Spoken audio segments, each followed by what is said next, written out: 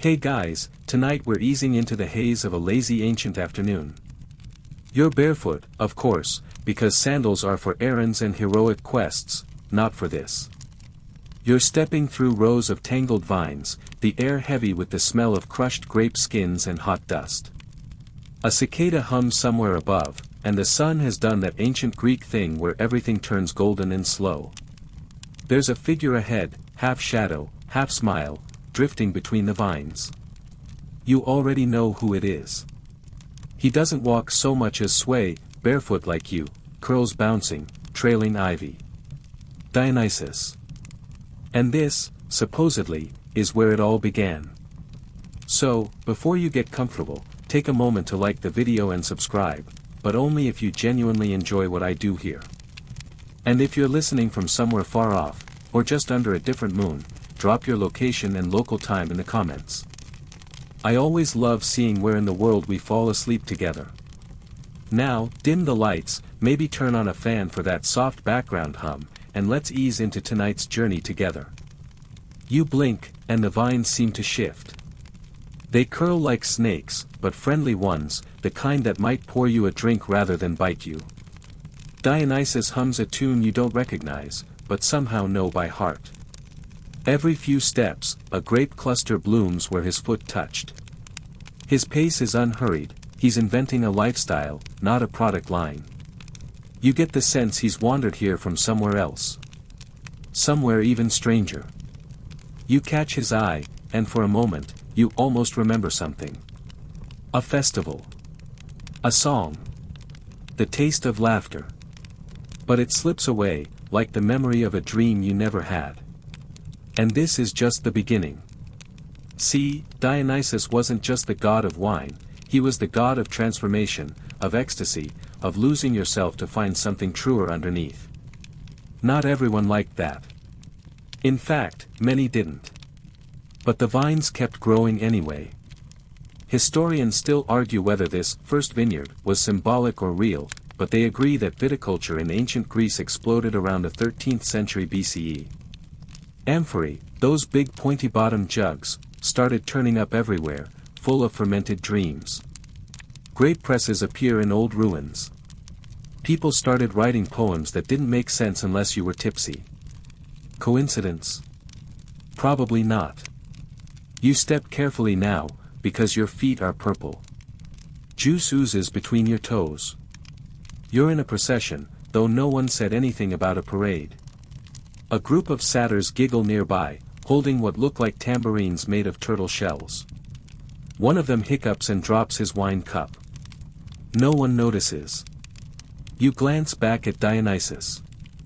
He's climbing a small hill now. At the top, he plants a staff wrapped with ivy and pine. The thyrsus. A weird-looking stick if you're sober. A divine wand if you're not. A breeze stirs the vines again. Somewhere far off, a woman sings in a language you don't know but understand completely. It's a lullaby and a warning. You keep walking. The thing is, in ancient Greece, wine wasn't just for fun. It was divine. Mixed with water, always water, unless you wanted people to think you were a barbarian, it opened doors. Not just socially, but spiritually. Plato wrote about it. Homer sang of it. Even the cautious old philosopher Xenophon had to admit that drinking with friends was, well, nice. Of course, no one agrees on how Dionysus got here. Was he a foreign god imported from Thrace or Phrygia? Was he native to the Greek pantheon but marginalized because he wore eyeliner and liked theater? Historians still argue whether he was a latecomer or just overlooked. But here in the vineyard, under this drowsy sun, none of that matters. The vines start to part ahead, and you spot a stone bench beneath an olive tree. Dionysus sits there now, watching you. He tilts his head and raises a cup. It's made of clay, chipped at the rim. He doesn't speak. He doesn't have to. You sit. The cup is warm from the sun. The wine inside is sour, sweet, unfamiliar. It tastes like a story still being written. You drink. Far below, a village prepares for evening. Oil lamps blink on, one by one. Somewhere, someone's tuning a lyre. Your eyelids grow heavier. The vines shift again. Tomorrow, maybe, there will be a festival. You wake to the smell of smoke and myrrh, sweet, spicy, ancient. The sun's still low in the sky, a sleepy disk hanging just above the sea, but there's a commotion near the hilltop. You rise slowly, your feet sore and sticky from yesterday's grapes, and shuffle toward the sound of drums. You're not late. Dionysus isn't a god who keeps a schedule. And there he is, again, barefoot on a rug of moss. He's not alone this time. A curious crowd gathers around, whispering like schoolchildren. But what they're whispering about is something far more bizarre than gossip or mischief. They're talking about how he was born. The story, as you overhear it, sounds like it was stitched together from broken amphorae and temple graffiti. Dionysus, son of Zeus and a mortal woman named Semele. Which sounds simple, until you remember that mortal women and thunder gods rarely have smooth relationships. You inch closer, and someone leans in to explain. Semele had gotten pregnant, you're told, but Hera, queen of the gods and eternal fan of revenge plots, was not pleased. Disguised as a kindly old woman, Hera convinced Semele to ask Zeus to reveal his true divine form. Bad idea. Zeus, not being great at boundaries, obliged. He appeared in full lightning and thunder mode, and promptly incinerated poor Semele, baby and all. Well, almost all. Zeus, in a rare act of mythological crisis management, scooped the fetus from the ashes and sewed him into his thigh. That's right. His thigh. Historians still argue whether this detail was symbolic of rebirth, or just another case of the Greeks being the Greeks. Either way, Dionysus grew in Zeus's leg pocket until it was time for a dramatic second birth, this time thigh first. You wince a little at the image, then catch yourself. Somehow, the story doesn't feel painful. It feels warm, golden, weirdly sacred. You blink, and the crowd has shifted. A woman in a linen dress is passing around a small clay sculpture, Dionysus as a baby, cradled in ivy. Her voice is low, reverent. She says the sculpture represents renewal. That his double birth, once from a mortal womb, once from a god's body, makes him a bridge between the human and the divine. And you think, that's oddly fitting. Because as you look around, you realize this gathering isn't exactly a temple service. It's more like a family reunion. People are lounging on woven mats, sipping watered wine, watching the sky. No one is rushing. Even the goats seem unbothered. You sit down next to a particularly ancient-looking man who insists he met Dionysus in Phrygia, long before all this vineyard nonsense.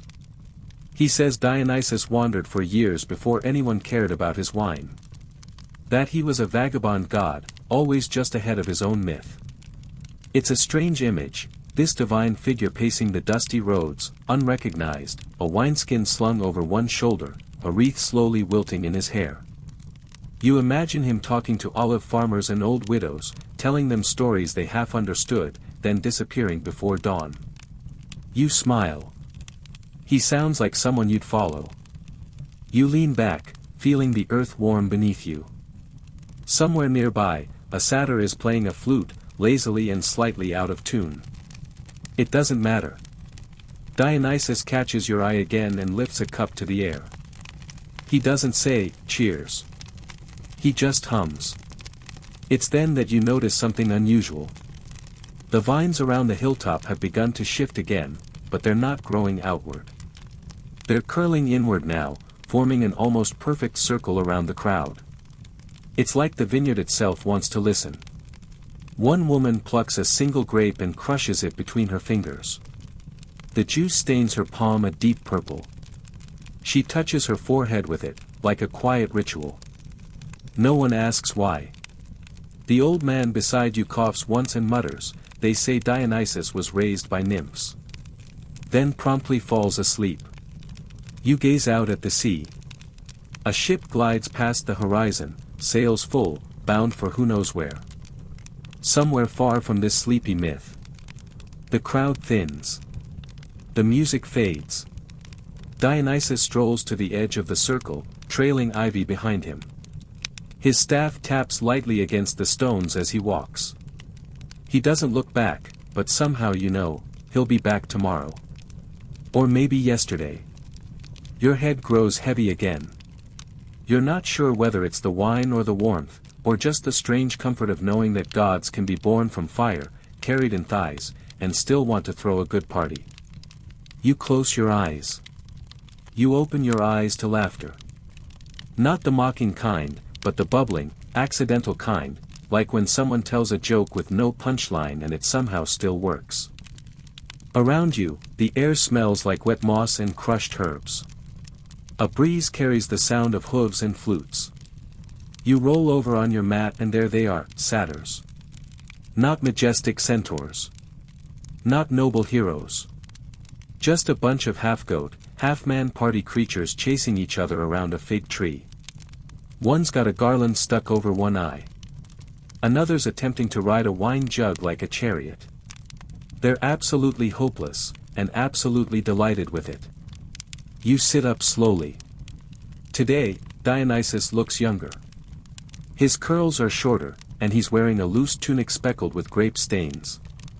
He's surrounded by what looks like a very unconventional daycare, nymphs and satyrs arguing about whether toddlers should be allowed to eat figs straight off the tree. Because yes, this is baby Dionysus time. After that whole, born from a thigh, situation, Zeus couldn't exactly raise Dionysus in Olympus. Hera still hadn't forgiven the whole, "you blew up my rival with lightning," thing. So he hid the infant away in a cave on Mount Nysa. Historians still argue whether Mount Nysa was a real place or just a poetic name for, somewhere out of Hera's sight. Either way, the job of babysitting fell to a group of forest nymphs and, for some reason, satyrs. You stand and stretch, watching a nymph try to swaddle the baby god with a vine instead of a blanket. It doesn't work, but Dionysus giggles anyway, and the vines wriggle like they're tickling him back. You're not sure if that's divine power or just very strange botany. Life on Mount Nysa, it turns out, wasn't so much a school of discipline as a continuous festival with nap times.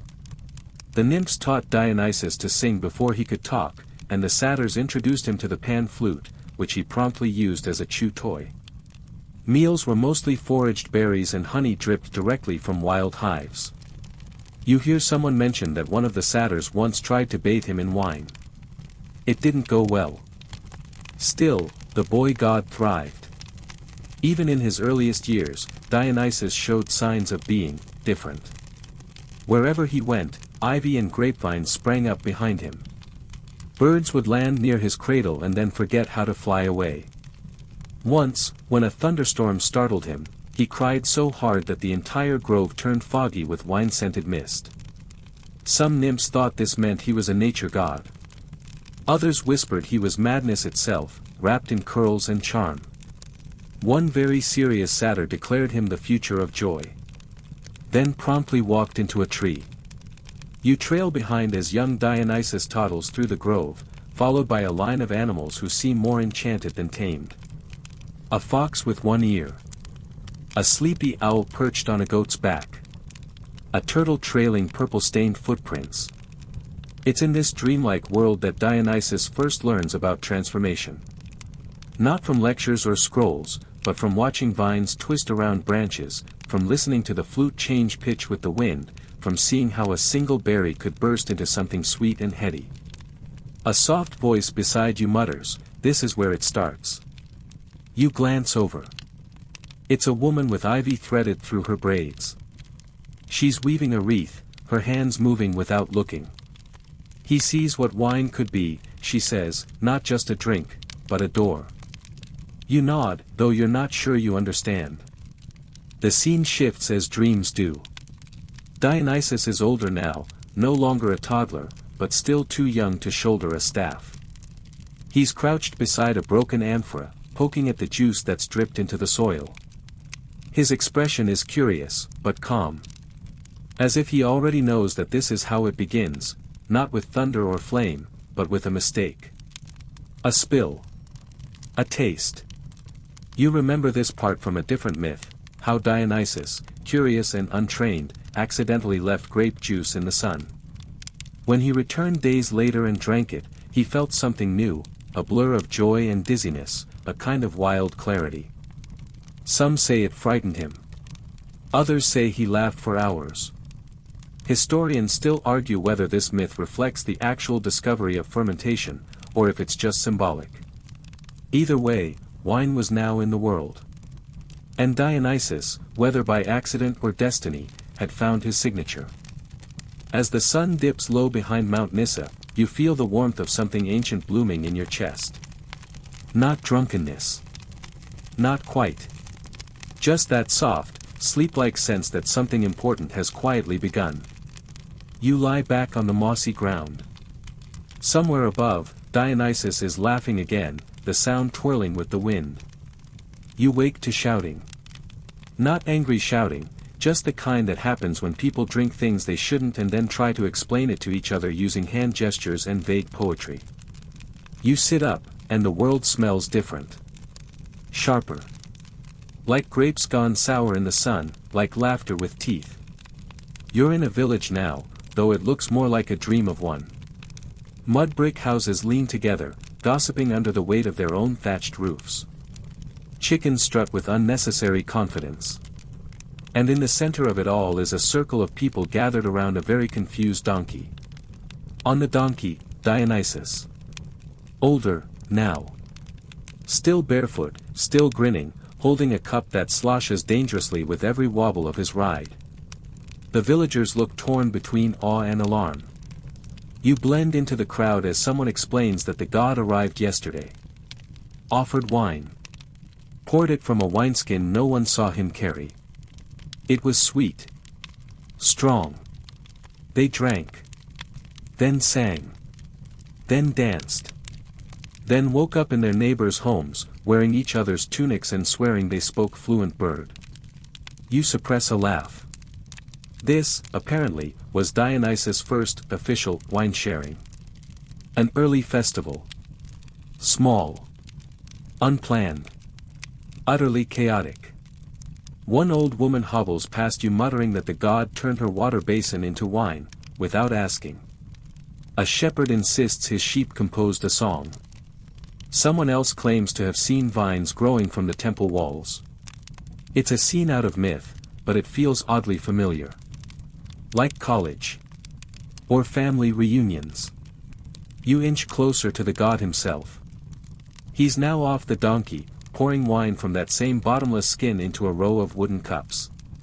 He hums as he works, completely unconcerned with the fact that several villagers are arguing about whether they still have toes. You take a cup. It smells rich, wild. You sip. And for a moment, the village shifts. The houses seem taller. The sky closer. Someone next to you starts laughing for no reason, and it's contagious.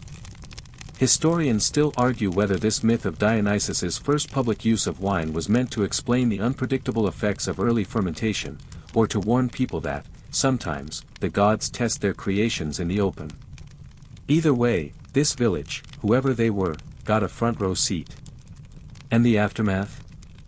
Well, as you wander past a man reciting love poems to a goat, you realize it wasn't all joy and giggles. Some villagers have locked themselves in their homes, muttering about spirits. Others are building little shrines with grape clusters and sticks. No one seems entirely sure whether Dionysus is a blessing or a curse. Least of all Dionysus. You find him again at the edge of a field, staring into the sunset like it's giving him advice. A child offers him a figure. He accepts it solemnly, then eats it in one bite and grins with purple-stained teeth. You sit beside him, not quite ready to ask the question forming in your mind. He answers it anyway. He says nothing, but pulls a thin vine from the ground and ties it around your wrist. It's warm. Alive. You don't know what it means. But you'll find out. In the distance, a lyre begins to play. Out of tune. Perfectly human. A man starts shouting that the river has turned to wine. No one believes him. The village settles into twilight, half afraid, half ecstatic. A group of women begin a slow, rhythmic chant. It sounds older than language. The grapes on the vines begin to twitch. You're not even surprised. That night, the first myth of divine wine is told. A boy with a wild crown speaks it aloud from the roof of his house. No one writes it down. But everyone remembers. And in the morning, the god is gone. Just a few footprints in the mud. And a donkey wearing a wreath. You stretch beneath a fig tree. Your mouth is dry. You taste earth, sunlight, and something like laughter. Whatever just happened, you were part of it. And somehow, you suspect this is only the beginning of Dionysus' long, winding road towards celebration. You're on a ship now. Well, not a real ship, more like a floating contradiction made of cracked wood and poor decisions. The sail flaps lazily above, patched with what looks suspiciously like someone's laundry. The crew is nervous. You, somehow, are just an observer again, barefoot on a damp deck, watching a story unfold. At the center of this tale stands Dionysus, robed in purple, hair loose, hands bound. Or at least, that's how the pirates think it is. You see, these sailors had made a classic mistake. Spotting a richly dressed youth on a cliffside, they assumed he was a lost prince. One they could kidnap and ransom for a hefty bag of drachmae. Instead, they've just dragged a god onto their boat, and he hasn't even had breakfast. One of the sailors squints toward Dionysus and mutters that he's smiling too much for a hostage. Another tightens the ropes, only to find them transformed into ivy. Confused, they try to lower the sail, but it's no longer cloth. It's a curtain of grapevines, thick with fruit, fluttering in a wind no one can feel. Historians still argue whether this tale originated as a warning to pirates or a metaphor for Dionysian power appearing where it's least expected. Either way, you're here now, watching the consequences unfold. Wine begins to pool at the base of the mast. A leopard appears on deck. Just appears. You blink, and there it is, yawning. No one knows where it came from. One of the sailors screams and jumps overboard. Another tries to climb the rigging but is thwarted by a vine that grows faster than his panic. You lean against a barrel and sip imaginary wine. Dionysus finally rises, unbound, of course, because no rope can hold a god of chaos. He doesn't shout. Doesn't threaten. He just walks toward the prow, and with every step, the ship creaks and groans like it's being rewritten. The pirates drop to their knees. Some beg. Others babble. One starts singing an off-key hymn and throws a shoe into the sea. It feels like the correct reaction. And then, without warning, the transformation. The ship splits, not apart, but open. The mast unfurls into a living tree. The planks shimmer like sun-warmed scales. One by one, the pirates leap into the sea, shrieking. But here's the twist, they don't drown. They change. You watch as their arms elongate, their bodies shrink, their cries shift into high-pitched squeaks. Dolphins. Sleek and startled, the whole lot of them. Historians still argue whether the Greek word for dolphin, delphin, shares roots with words for womb and transformation. Fitting, somehow.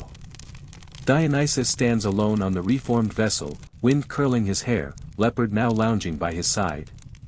He closes his eyes. Smiles.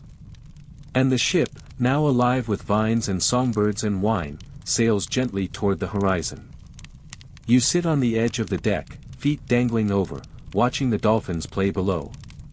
One of them flips in the air, spraying a rainbow mist. Another carries a floating fig on its nose like a circus trick. You wave. A satyr beside you, where did he come from, passes a cup. You drink. It tastes like sea salt, grapes, and applause. The sun begins to set, casting everything in gold. You hear someone whisper, "This is how he travels now." No temples. No processions. Just stories like this, spreading from harbor to harbor, carried on salt and grape-scented wind. You lie back on the warm wood, listening to the creak of vines and the soft lapping of waves. A gull cries overhead, but it sounds more like laughter. Dionysus leans on the prow, hair glowing with sunset. He doesn't look back. You don't need him to. You close your eyes. The ship keeps moving. The sea keeps singing. Somewhere inland, vines are starting to grow. You wake beneath a canopy of ivy and velvet. At least, that's what it looks like. Shadows dapple the ground in looping patterns, and incense, yes, definitely incense, is curling lazily in the air like it has nowhere better to be. The sounds are soft at first, the clink of bangles, the pluck of strings, the occasional chuckle drifting in from somewhere just out of view. You're in a forest clearing, but not a natural one. This space has been prepared. Draped fabrics flutter between trees. Wine jugs stand in clusters like sleeping animals. Masks, wooden, painted, and faintly unsettling, hang from low branches, watching without blinking. You step quietly through the scene and realize something important: this is no accident. It's a ritual. And at its center, of course, is Dionysus. He's in disguise today. Not a trick, exactly. Just a choice. Sometimes he's bearded, sometimes not. Sometimes crowned with ivy, sometimes bareheaded. You hear someone whisper that he appears different to every viewer. You check again. Sure enough, he's changed. You squint.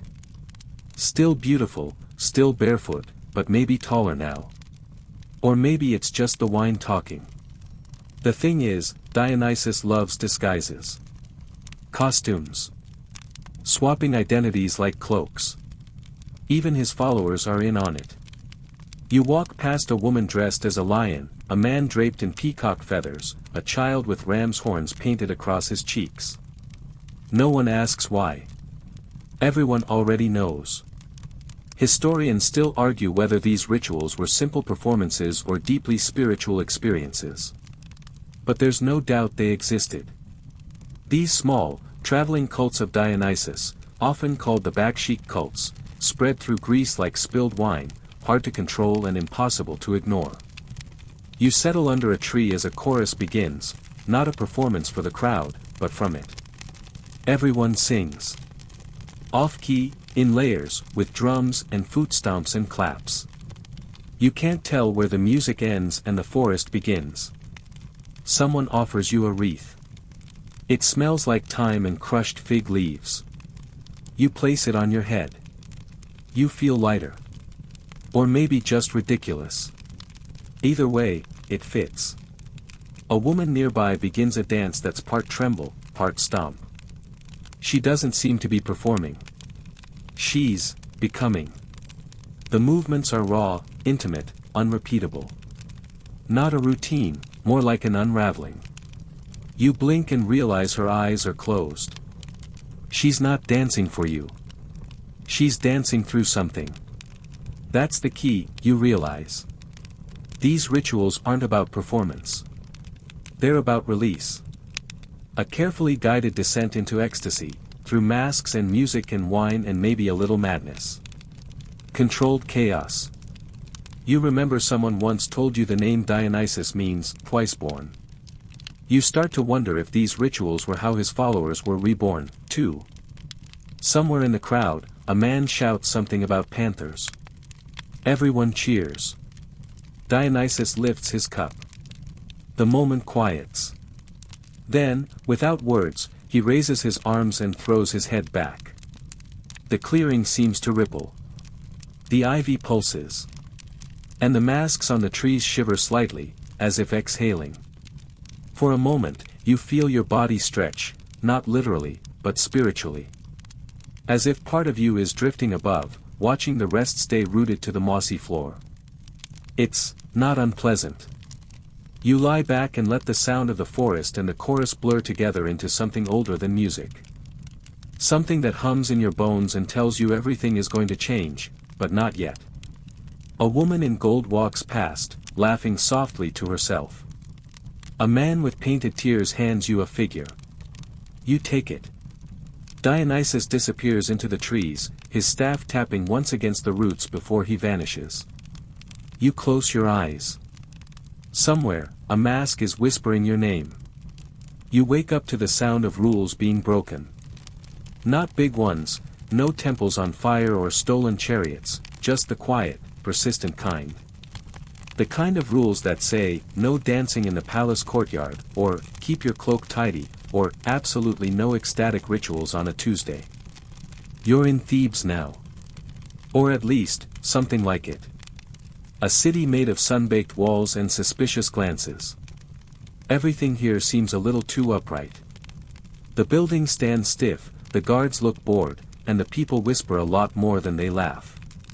You wander toward the center, where the king has made an announcement. His name is Pentheus. And, unfortunately, he has just decided to ban Dionysus. You pause. Wait. Ban a god? Yup. The new ruler of Thebes, Pentheus, believes in order. Discipline. The right kind of sacrifice, at the right kind of temple, delivered by the right kind of priest. No barefoot dancing. No secret hilltop ceremonies. And certainly no wine-induced cross-dressing chorus lines. Which is, of course, exactly what's been happening outside the city walls. Dionysus' followers, mostly women, have taken to gathering in the forests and hills, leaving behind their spinning wheels and careful marriages. They sing, they dance, they chant, and sometimes, they vanish into the trees for days. The city doesn't understand it. Pentheus definitely doesn't. So he calls it madness. And bans it. Historians still argue whether this tension reflects real social divisions in ancient Greece, between city and countryside, order and chaos, patriarchy and wild feminine energy. But myth or not, the message is clear, some powers can't be contained by laws. You drift through the market as the news spreads. Some nod in agreement. Others whisper behind their hands. A few sneak out toward the hills anyway. And what does Dionysus do? He arrives in disguise, of course. This time, he's a traveling priest. Soft-spoken, effeminate, eyes lined with kohl, robe flowing like spilled ink. He tells stories of distant lands, of rituals that open the heart and songs that echo through mountains. People gather to listen. Even those who disagree can't quite look away. Eventually, he's dragged before Pentheus. And this is where the drama unfolds like a very weird soap opera. Pentheus mocks him. Accuses him of trickery. Orders him chained in the palace. You, watching from the shadows, already know how this will go. The moment the guards try to lock the god in a cell, the chains slip off like water. The doors melt open. A tremor shakes the stone walls. Ivy bursts from the floor, coiling around columns and pillars like it's reclaiming the place. Dionysus, still in disguise, just smiles. You retreat to the courtyard, where a crowd is gathering. The palace now groans under the weight of its own hubris. Pentheus, flustered but proud, tries to assert control. He wants to see what these secret forest rituals really are. Wants to spy on the women. So Dionysus, still playing innocent, offers to help. You'll need a disguise, he says, with that voice like spilled wine. And before you know it, Pentheus is in a long dress, veil trailing behind him, sandals strapped awkwardly to his feet. He looks ridiculous. He knows it. You know it. Dionysus knows it. But the god is nothing if not polite. He leads the king gently toward the hills. You watch them go. One proud. One amused. Later, you hear the ending. Pentheus, trying to spy on the Bacchae, is mistaken for a mountain lion. The women, caught in the frenzy of ritual, tear him apart. Leading them is his own mother, Agave, who doesn't recognize him until the haze fades. It's horrifying, yes. But you notice something strange, the people of Thebes don't scream. They nod.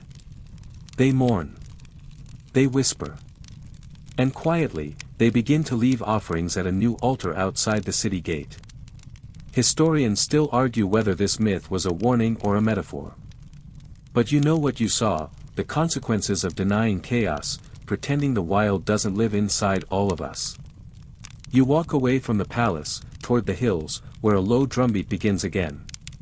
It sounds like something waking up. You follow.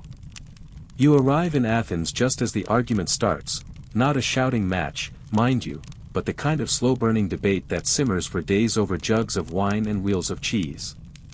It begins with a question that seems harmless enough: does wine make us wise, or just wonderfully confused? You're in a dim symposium hall, walls painted with scenes of gods reclining, satyrs dancing, and philosophers pointing at things no one else can see. Low couches form a crescent around a small, carved table. A few men are already sprawled across cushions, each with a kylix, a shallow wine cup, in one hand, and a skeptical eyebrow raised in the other. Tonight's topic, Dionysus and reason. Not the most restful theme, but somehow, exactly what Athens would argue about after sunset. You ease yourself onto a cushion. Someone offers you a diluted cup, 3 parts water, 1 part wine. Athenian custom. They believed strong wine made strong fools. A gray-bearded man clears his throat and begins. He quotes Plato. Says that Dionysus offers divine madness, which sounds poetic until he starts defining madness into 6 subtypes. Another man counters with a Homeric passage. Says Dionysus didn't bring madness, he brought clarity, by shaking off society's masks. A third interrupts with a hiccup and sloshes his drink on the floor. The room chuckles. Historians still argue whether the Dionysian cult was seen as liberating or destabilizing. Ancient records show that while official Athens welcomed Dionysus with festivals, many elites feared the personal freedom he symbolized. You sip your wine and drift through the voices. Someone speaks of entheos, the root of enthusiasm, meaning full of the god. That maybe in losing yourself, in dancing and drinking and laughing until your edges blur, you become more than just human. You become a vessel. A woman, yes, a woman at this symposium, challenges the circle. Says men fear Dionysus because he dissolves their boundaries. That the god embraces what's fluid, what's emotional, what's feminine. Several eyebrows twitch. Someone else shifts the topic to measured pleasure. The idea that Dionysus teaches moderation through excess, by showing the cost of imbalance. The room nods thoughtfully, as if that makes sense after 4 cups. And then, from a dark corner, a quieter voice rises. He says, maybe wine doesn't make us wise. Maybe it just makes us honest. The room falls still. The torchlight flickers. You stare into your cup and realize you're not sure if it's half full or just very deep.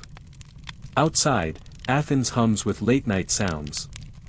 Somewhere, a lyre is being tuned. Somewhere else, someone is forgetting a poem they swore they'd remember forever. You lean back, letting the cushion hold your weight. The symposium continues without you. Voices rise and fall like waves. The wine flows. The debate never ends. But there's something comforting in that. Because Dionysus isn't here to give you answers. He's here to make sure you ask the right questions, after your second cup, and before the dawn. You close your eyes.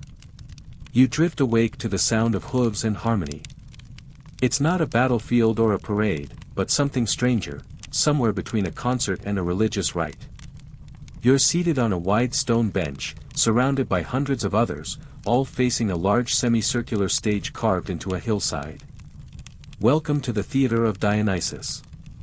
Athens has changed since the last wine-soaked symposium. Now, it's not just debating his merits, it's building entire art forms in his honor. And you've arrived at one of his greatest gifts to human culture, drama. In front of you, masked actors glide across the stage in heavy robes, their voices soaring like birds. The chorus, those ever-present narrators of ancient theater, chant in rhythm, feet stomping dust into the spring air. The crowd watches silently, rapt. Even the goats grazing on the hill behind seem interested. You lean over to a man beside you. He nods toward the stage. This was for him, he whispers. The whole thing. The masks, the music, the tragedies, it all started with Dionysus. And he's right. Historians widely agree that Greek theater began as a part of Dionysian ritual, especially the dithyramb, a wild, wine-fueled choral performance dedicated to the god. Over time, those choral hymns evolved. One day, someone decided to step out from the chorus and speak alone. Suddenly, you had a character. Then two. Then dialogue. Then plays. And what plays they are. Today's performance is a tragedy. A woman weeps as she learns her brother is dead. A man curses the gods, shaking his fists at a sky that does not answer. The audience shifts in silence, many already knowing the story, but still feeling every line. You wonder how many in the crowd are experiencing catharsis, that ancient Greek idea of emotional purification through art. You know the feeling. That strange ache when a story hits too close, when you find your own sadness reflected in myth, and it leaves you lighter afterward. Dionysus doesn't just bring joy. He brings release. Beside you, a young boy wearing an ivy crown whispers the ending to his sister. She shushes him, but smiles. Nearby, an old man wipes his eyes. Behind the stage, you glimpse a statue of Dionysus, bearded, relaxed, with a faint smile. The god of wine and drama. Not a contradiction. A necessity. Because without chaos, there is no story. Without loss, no song. Without Dionysus, no theater. And the people here know it. Every spring, they hold the rural Dionysia and then the city Dionysia, massive festivals with parades, competitions, and days-long performances. It's not just entertainment. It's a civic duty. Playwrights compete for glory. Actors train for months. Citizens dress in their finest robes. Even prisoners are allowed temporary freedom to attend.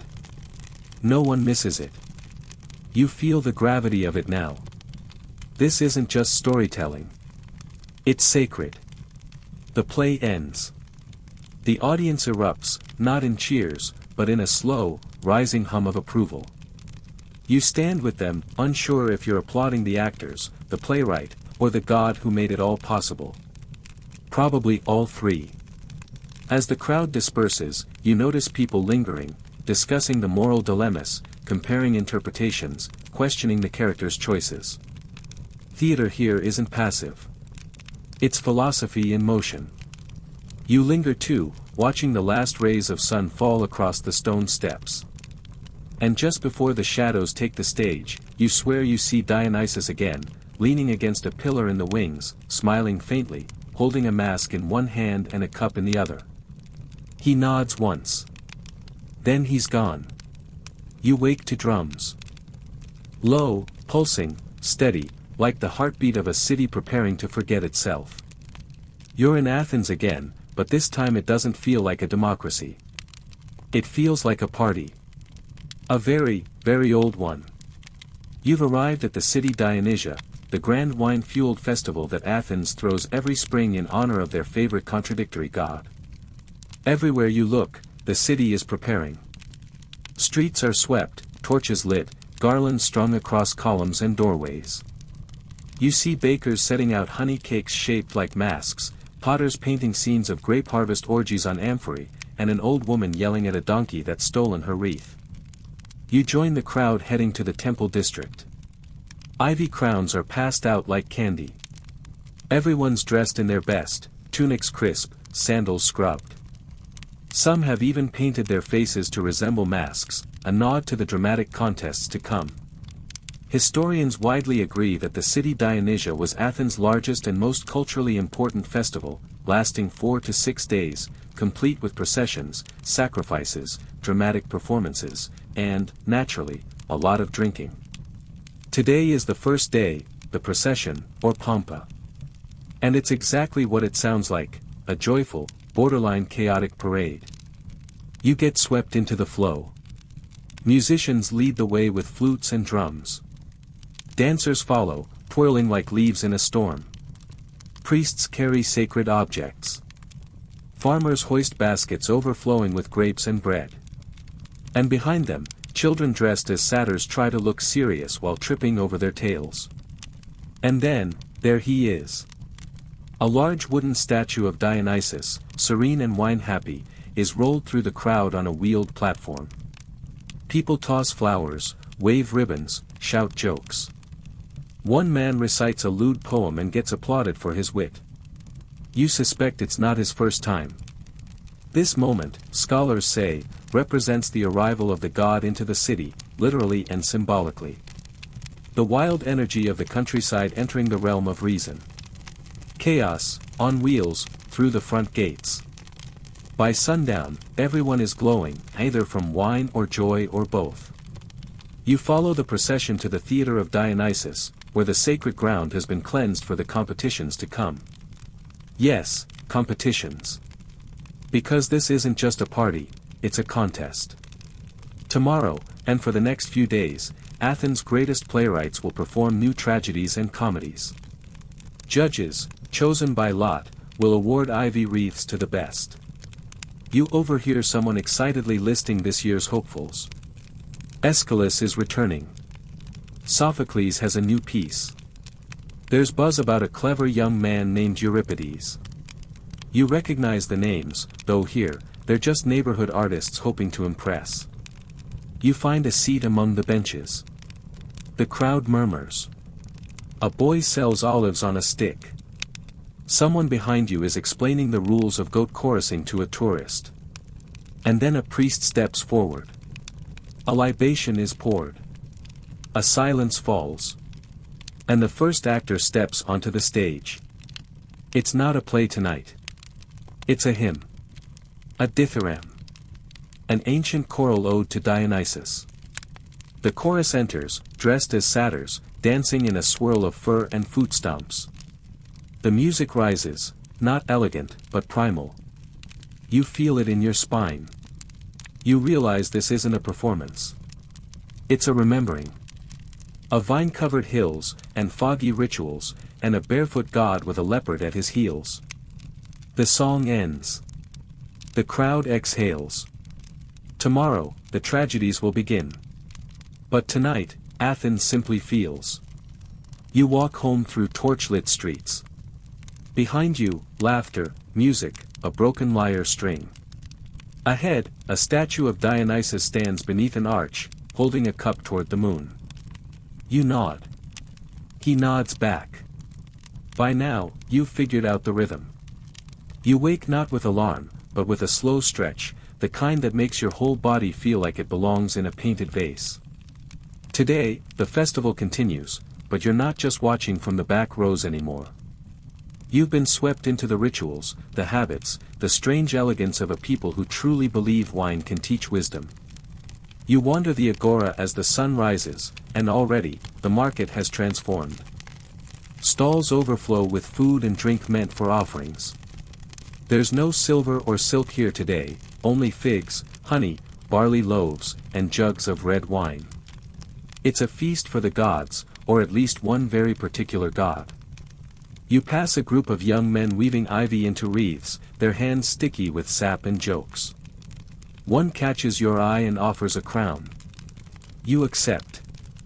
It's lopsided, but that somehow feels right.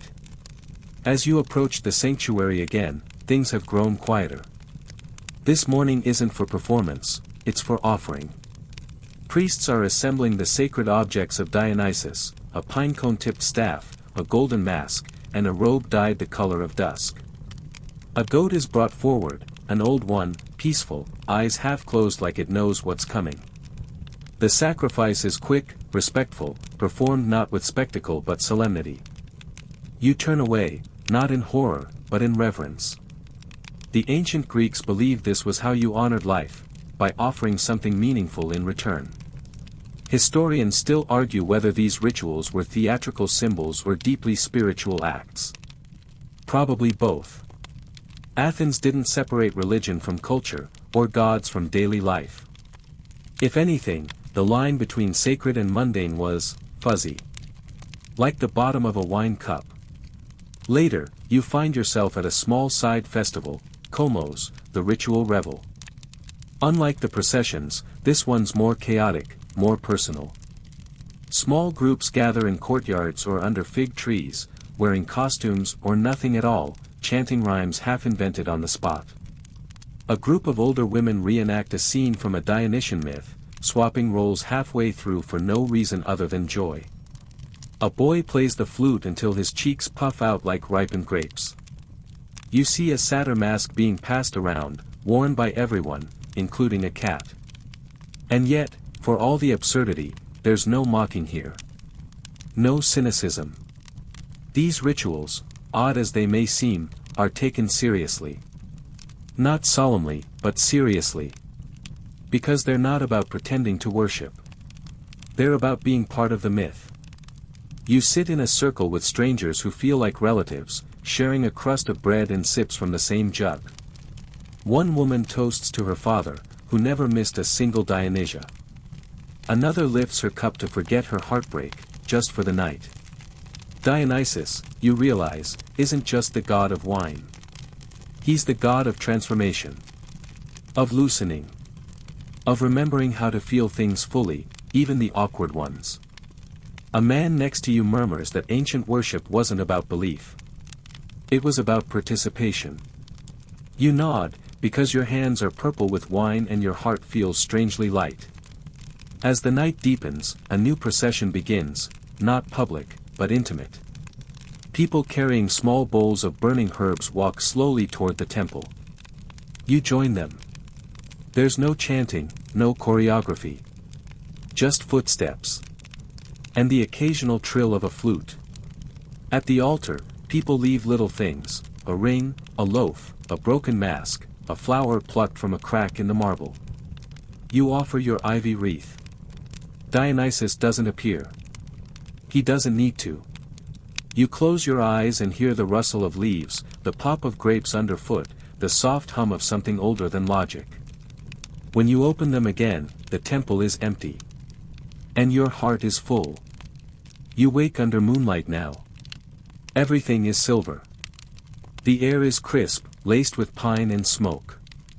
And for the first time, there are no city walls, no marble statues, no theater crowds. Just a forest path, and the distant sound of women singing. You're not entirely sure how you got here. One moment you were in Athens, the next, climbing a dirt trail lit only by flickering torches tucked into tree hollows. But you're not afraid. Not tonight. Something in the rhythm of your feet, in the hush of the branches, tells you this is exactly where you're supposed to be. You crest a small hill and see them, women gathered in a clearing, crowned with ivy and dressed in loose robes that shimmer like bark and flame. They dance in circles, slow at first, then faster, then frenzied. Their eyes are closed. Their feet never stumble. You've stumbled into a secret rite. One reserved for the Maenads, the female followers of Dionysus. Historians still argue whether these rituals were literal, symbolic, or something in between. The Bacchae, as they were also called, appear in many plays and texts, sometimes feared, sometimes revered. But here, in the cool hush of the mountain, they seem free. One notices you. She doesn't flinch or shout. She just smiles, takes your hand, and pulls you into the circle. You're not quite dancing, not yet, but you're moving. The rhythm is ancient. It doesn't live in drums or lyres. It lives in bone. They chant as they spin. Not in Greek, not in words at all, really. Just sound. Pulse. Breath. Some raise thyrsus staffs, pine-cone-topped rods that glint like stars. Others toss dried leaves into the air and watch them flutter down like blessings. You're breathless. Dizzy. And yet, not tired. This is no performance. No theater. This is where Dionysus lives when he isn't smiling in stone. Not in the temples, not in the vineyards, but in the pulse of women who shed names, roles, and fears, and become only themselves for a night. One Maenad presses something into your palm. It's a fig, soft, sweet, still warm from the sun though the moon has long since risen. You eat it in a single bite. It tastes like stories no one's written down. As the dance slows, the group gathers by a small stone altar, a flat rock beneath an olive tree. They pour wine onto the earth. Not in excess, but with reverence.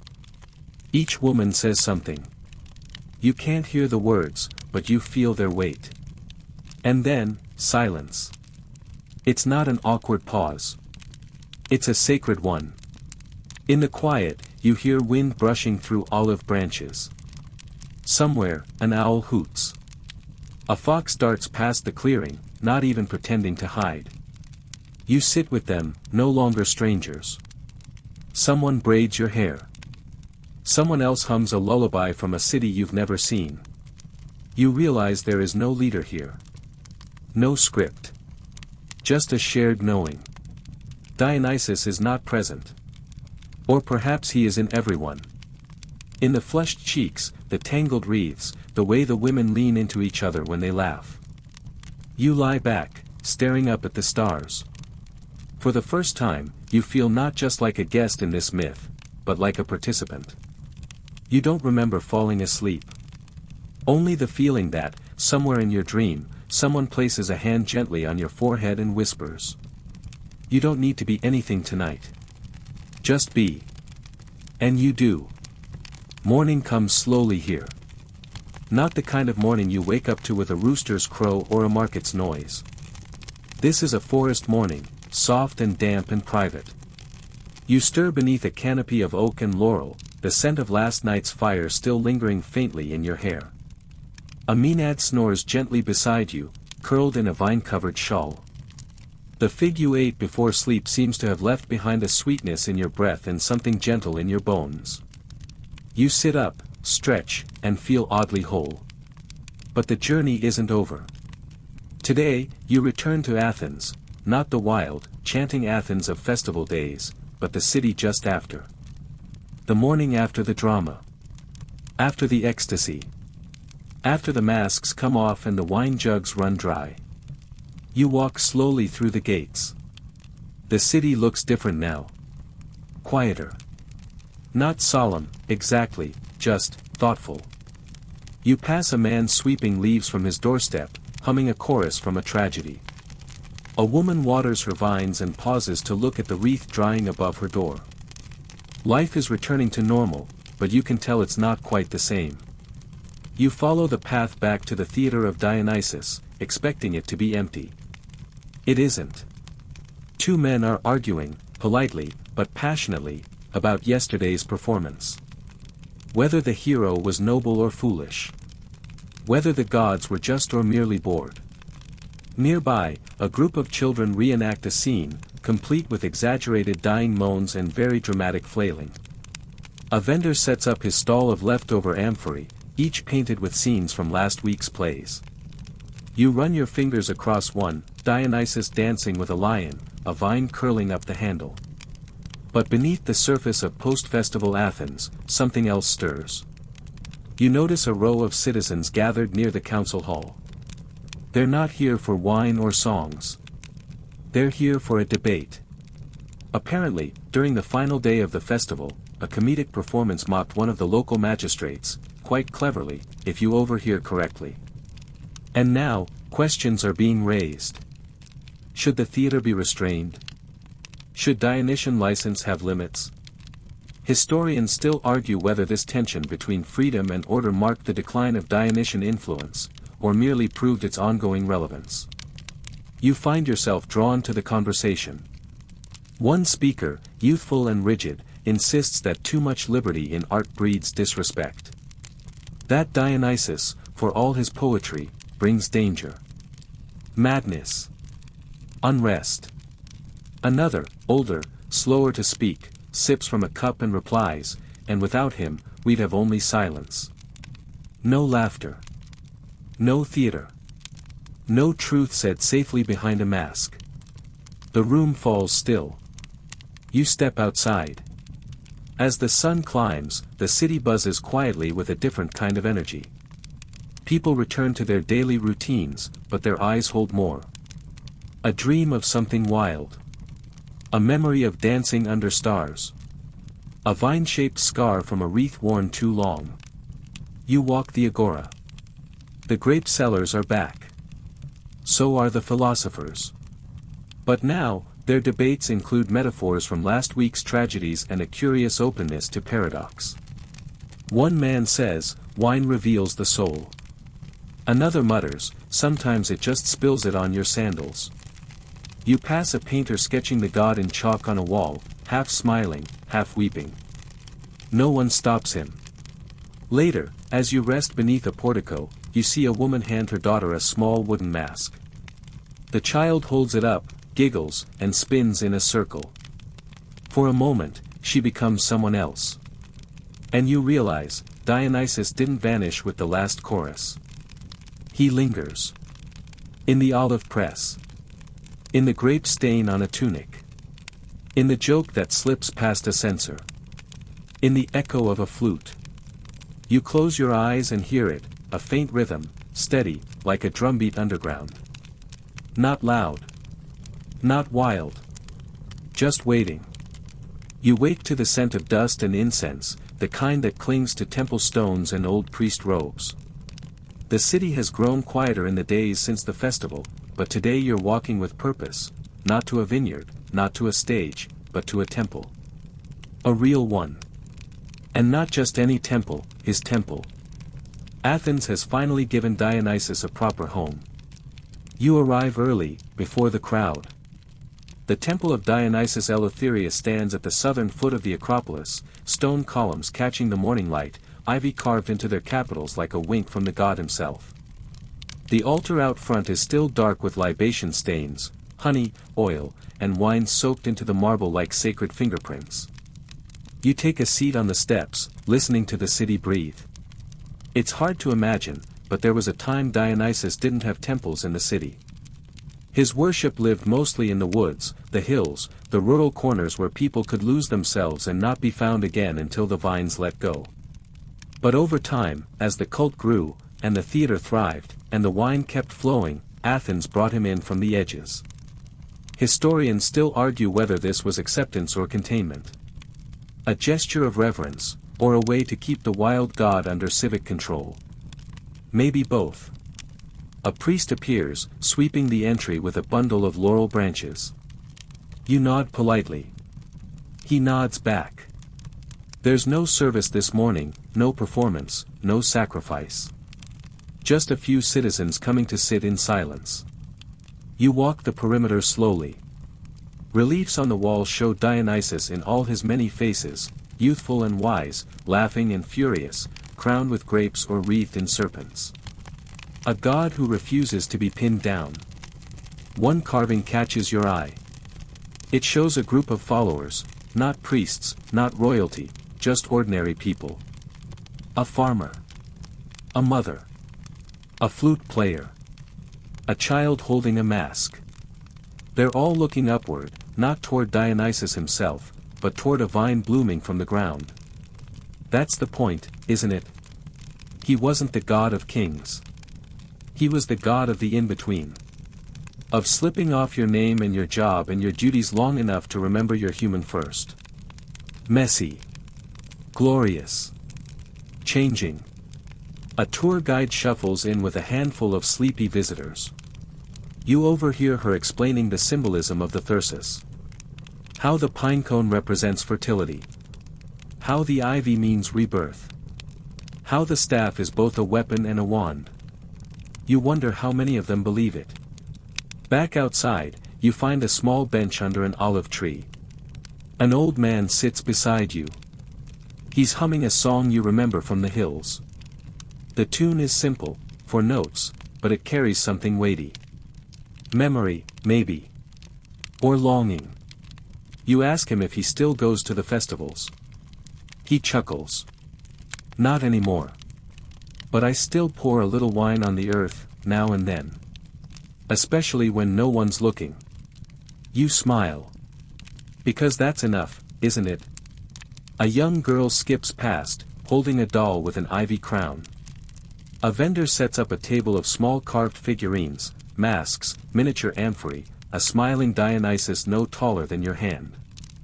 The city moves around the temple, like a river around a rock. And yet, the rock shapes the current. You stay until the shadows stretch long and the torches are lit one by one. The priest returns and locks the gate, not with finality, but with ritual. As if Dionysus is still welcome here, just resting. You rise, walk back down the hill, and glance once more at the temple. It doesn't glitter. It doesn't roar. But it remains. And sometimes, that's the most powerful thing a god can do. You wake one last time to the sound of footsteps on gravel, light, unhurried, like someone pacing a garden in thought. You're no longer in Athens, or the hills, or a vineyard.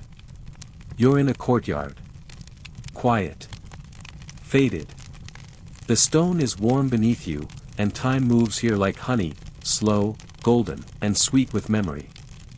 This is not a place of worship or revelry. It's something stranger, a memory of both. You rise, stretching carefully. The vines around you are old, their leaves gone dry at the edges, but still full of scent, sun, fruit, dust. At the center of the courtyard stands a small marble statue, worn by centuries of rain. Dionysus, again.